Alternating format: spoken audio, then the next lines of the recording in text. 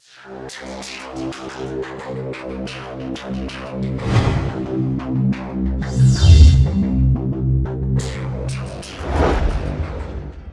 2024년 11월 26일 이정훈입니다. 우리의 안보 체제를 다시 한번 점검해서 바짝 조여야 된다, 이런 생각을 합니다. 왜 이런 말씀을 드리는가 하면은 러시아가 우크라이나를 향해서 오레시니크 IRBM을 발사했습니다. 탄두를 빼고 탄두 없이 빈 깡통으로 발사했다, 이런 보도가 나오는데 어쨌든 쐈습니다. 새로운 전쟁으로 가는 면도 있지만 반대로 러시아가 지금 굉장히 힘이 딸리는구나, 단거리 미사일이 없구나, 이런 추정이 가능하죠. 이렇게 되니까 러시아가 IRBM을 쐈습니다. 개발 중인 IRBM을 시험 발사라는 명분으로 쐈습니다. 미국에 대해서 도발을 했고요. 또 하나, 독일에서 이륙한 DHL 화물기가 리투아니아 빌뉴스 공항에 내리다가 폭발했습니다. 비행기 사고는 여러 가지 경우가 있죠. 엔진 사고에 의해서 사고가 난다면 비행기에서 엔진에서 불이 나오면서, 그리고 엔진이 고장난 거니까 기장이 어떤 형태로든 간에 관제사나 공항 당국하고 교신을 합니다. 위험하다 어쩌고. 그리고 이제 어쨌든 내려야 되니까 공항을 치워달라, 소방대 대기해달라, 이런 식으로 하는데, 이런 거 없이 그대로 꽝 하게 되면은 옛날 김현희 대한항공 858 폭발처럼 폭발물에 의해서 터진 겁니다. 리투아니아의 이 화물기 폭발에 대해서 일반 독자분들은 비행기 사고가 아니야 그러겠지만, 저처럼 항공기 사고를 다뤄본 기자 입장에서는 아무런 교신도 없이 한 방에 터졌다. 그리고 분명히 이 비행기는 내리려고 쭉 고도를 낮춰 내려왔잖아. 벌써 이상이 있으면은 기장이 감지하면 뭘 하죠. 또 관제사도 지켜보면서 이상하다 그러면 알려주는데, 그런 거 없이 바로 터졌기 때문에 이거는 100% 테러입니다. 더 자세한 거는 이제 항공조사반에 가서 밝히겠지만, 직감이라고 할까, 수사나 취재를 해본 기자들은, 많이 해본 사람들은 금방 알죠. 지금 이거를 누가 했느냐, 러시아가 했다라는 추정이 나오고 있어요. 독일의 외무부 장관도 러시아의 사보타주는 공작 같은 걸로 보시면 돼요. 에 의한 하이브리드 공격인지 그렇게 추정한다라고 했습니다. 하이브리드 공격이라는 거는, 보통의 전쟁은 총을 쏘고 포를 쏘고 미사일을 쏘는데 그게 아니고 테러로 하는 거죠. 9.11 테러 같은 게, 그러니까 막 잡동사니 짬뽕 전쟁을 하는 겁니다. 지금 대한민국에서 좌파들이 이재명 무죄를 계기로 막 일어나면 그런 것도 하이브리드전이죠. 왜 독일이 이렇게 예민하게 반응하느냐. 지난 7월 영국과 독일 DHL 센터에서 북미, 미국이나 카나다로 가는 항공기에 실릴 예정이던 소포에서 화재가 발생했습니다. 그 화재가 일어난 그 소포를 보니까 마그네슘이 들어있었는데, 마그네슘은 폭발성이 있죠. 그래서 이거 누군가가 일부러 이게 이제 비행기에 실려서 자동으로 발해가 되거나 그러면 폭발이 일어나는 거죠. 비행기 사고 나는 건데.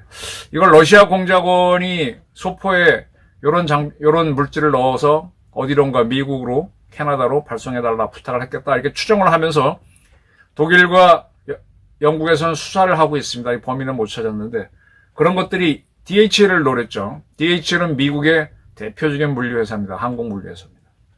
이 비행기가 737 기종인데 보잉 31년 기령이 그렇게 됐다고 하는데, 비행기가 오래됐다고 해서 떨어지는 건 아니죠. 계속 부서를 갈기 때문에. 자, 그런가 하면은 지금 러시아가 우크라이나를 향해서 아까 말씀드린 대로 오레시니크 IRBM을 쐈습니다. 탄두는 빼고 빈깡통으로 시험 발사하는 형태로 쐈지만 6개의 탄두가 내리꽂히는 그런 장면들은 잡혔습니다. 이에 대한 반작용으로 우크라이나군이 미국제 에이타킴스를 러시아 쿠르스크 주에 있는 러시아 공군 기지를 향해 발사했습니다. 러시아 측은 부인은 안 해요. 인정을 하는데, 그 에이타킴스를 거의 다 막았다라고 하는데 피해를 입은 모양입니다. 자, 이 러우 전쟁에서 지금 보이는 거는 뭐냐면요.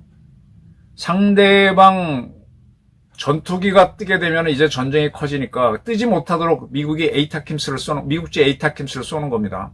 그 전에 이걸 쏘게 되면 그 지역이 광범위한 지역이 초토화돼요. 에이타킴스는 보통의 로켓을 쐈다면 12발이 두두두두두두 날아갑니다.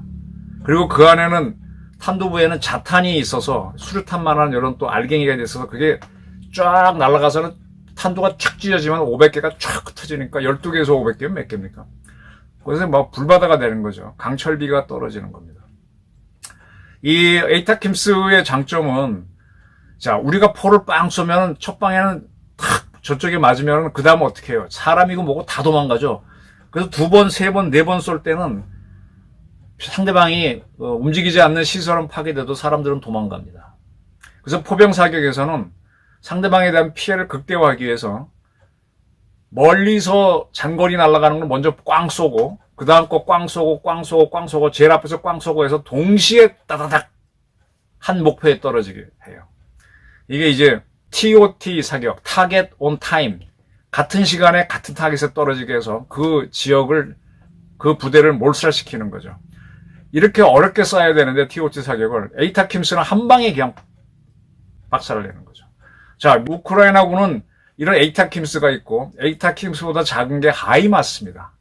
좀 더 짧은 게 하이마스도 공급받아갖고 단거리에 있는 러시아 부대를 작살내고 있는데 지금 러시아는 그들의 단거리 미사일 이스칸데르가 바닥났어요. 그래서 북한에서 북한판 이스칸데르를 수입해서 쏘고 있는데 뭐 어쨌든 문제가 있는 것 같고 지금 지난번 국회에서 조태영 국정원장이 보고한 바에 따르면 북한에서 방사포를 제공했다. 240mm 방사포. 그러니까 쟤네들도 방사포가 이제 미국의 에이타킴스입니다. 거의 비슷해요. 이제 저게 지금 딸리는 거죠. 이스칸데르도 없고 지금 러시아에도 자기네 고유의 방사포, 에이타킴스 같은 게 있는데 그런 것들이 서방의 제재로 인해서 성능을 발휘 못하거나 작동이 안 되니까 도입하는 겁니다. 그러면 이제 서방 세계에서는 우리나라에서는 이런 MLRS가 뭐냐, 에이타킴스가 뭐냐. 우리나라 에이타킴스는 천무입니다. 천무. 천무의 위력은 에이타킴스보다 셀 겁니다. 그리고 천무보다 작은 걸로 9마리의 유용, 구룡이라고 하는 게 있어요. 그리고 에이타킴스에다가 12발의 로켓 대신에 큰 미사일을 실으면은 이게 거의 단거리 미사일이 되는데 우리는 그런 미사일을 지금 KTSSM으로 지금 거의 다 개발했을 겁니다. 지금 러시아는 자기네 방사포, 즉 자기네 방사포 에이타킴스가 딸리니까 북한 걸 도입하고 자기네 단거리 미사일도 없으니까 북한 걸 도입합니다. 근데 지금 우크라이나는 막 때리고 있어요. 지금 외신 보도를 보게 되면 우크라이나가 밀린다 하는데 서방 세계에서는 밀린다는 보도가 나와야 우크라이나에 대한 지원이 늘어나죠. 반대로 러시아 처지에서 보게 되면은 사실 IRBM 오레시네크는 쓰면 안 되는 무기예요. 미소 간에 무언의 합의가 된 건데 그걸 써버렸어요. 그러니까 이제 탄두를 안 달고 겁을 주는 시험 발사를 형태로 한 건데. 그리고 이제 리투아니아에서 내리던 DH 항공기가 화물기가 터졌습니다. 독일이 결국은 이제 러시아가 계속 힘이 딸리니까 후방을 나토로 흔드는 이런 작전들을 하고 있습니다. 자, 그건 그들의 문제고 이제 우리 문제로 봅시다. 지금 북한은 자기네 저런 무기를 보냈고 병력을 보냈습니다. 그런 상태에서 뭘 하겠어요? 지금 이재명에 대해서 무죄를 때린 판사는 참 안보면에서 보게 되면 역적인데 뭐 어쨌든 그의 소시니까 좋다 치고 이렇게 됐기 때문에 좌파들이 준동할 겁니다. 지금 미국이 자기네 우크라이나에 있던 미 대사관을 폐쇄했죠. 대사관을 폐쇄한다는 거는 전쟁이란 얘기예요. 러시아가 우크라이나 수도에 있는 미국 대사관을 때릴 수 있으니까 싹 빠진 겁니다. 지금 대한민국도요. 우리 공군기 중에 가장 좋은 게 F-35인데 F-35가 청주 기지에 있는데 청주 기지에 있는 F-35를 전국의 공군기지로 흩기로 지금 결정했습니다. 우리도 지금 전시체제로 들어가고 있다는 얘기입니다. 이재명 무죄 때문에 좌파들이 준동해서 내부에서 흔들리면 있겠지만 북한은 저런 걸 주는 이상 우리를 흔드는, 그래야 그들이 흔들어야 이제 트럼프가 집권하게 되면 북한이 저러고 있으니 한국도 기여를 해라라고 하고 또 우리도 K방사선 수출을 위해서 한국형 천무, 한국형 K9 자주포 이런 것들을 제공할 수 있죠. 그러면 좌파들은 준동할 겁니다. 그리고 북한은 어떤 기회를 봐서 도발을 할 거예요. 즉 지금 무슨 상황이냐?